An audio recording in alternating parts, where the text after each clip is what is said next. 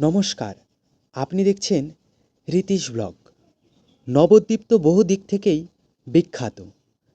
এখানকার railway station সম্পর্কেই আজকের এই ব্লগটি। এই দিকটাই রেলওয়ে স্টেশনের মুখ্য গেট। এখান দিয়েই স্টেশনে প্রবেশ করতে হয়। আর ঠিক তার ডান সাইডেই আছে টিকিট কাউন্টার।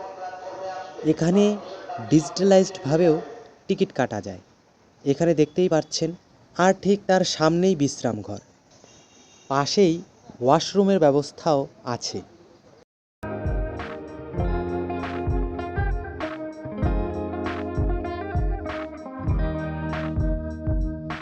এখনকার ট্রেনগুলো সবই দ্রুত গতিতে চলে। আগের মতো তো ডিজেলের ইঞ্জিন নেই, এখন সবই ইলেকট্রিক। বাংলা তথা পৃথিবীর প্রত্যেক দর্শনার্থীর স্মৃতিতে জড়িয়ে আছে এই নবদ্বীপ ধাম রেলওয়ে স্টেশন।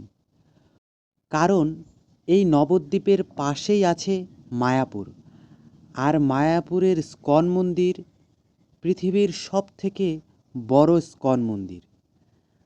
সেই মন্দির দর্শন করার জন্য দেশ বিদেশ থেকে প্রতিদিন হাজার হাজার মানুষ ভিড় করে। আর নবদ্বীপও অনেক দিক থেকেই বিখ্যাত। নবদ্বীপ নিমাইয়ের জন্মস্থান হিসেবে পরিচিত, এবং এই নবদ্বীপ প্রাচ্যের অক্সফোর্ড নামেও পরিচিত।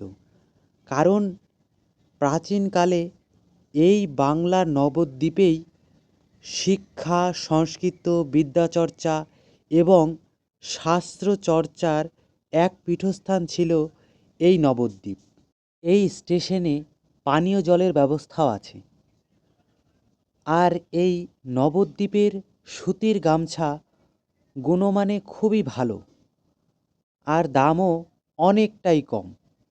দক্ষিণবঙ্গের যে কোনো স্টেশনের স্ট্রিট ফুড, ঝালমুড়ি থেকে শুরু করে তেলে ভাজা, যেটাই খান খুবই সুস্বাদু।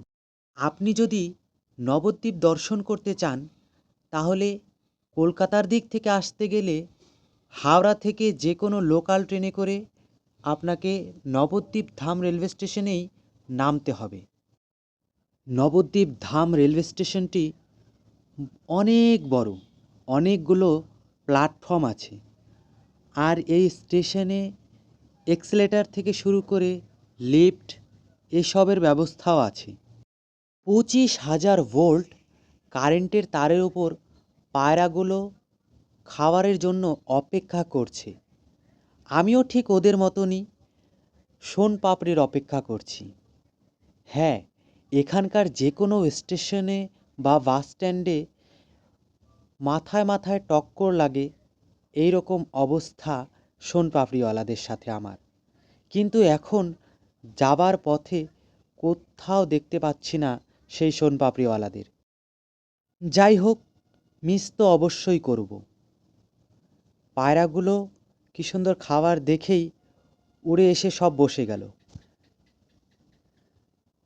শান্তির পায়রা বলে কথা, যেখানেই শান্তি থাকবে সেখানেই পায়রা থাকবে। আর নবদ্বীপ জায়গাটাই এই রকম পুণ্যি স্থান বলে কথা।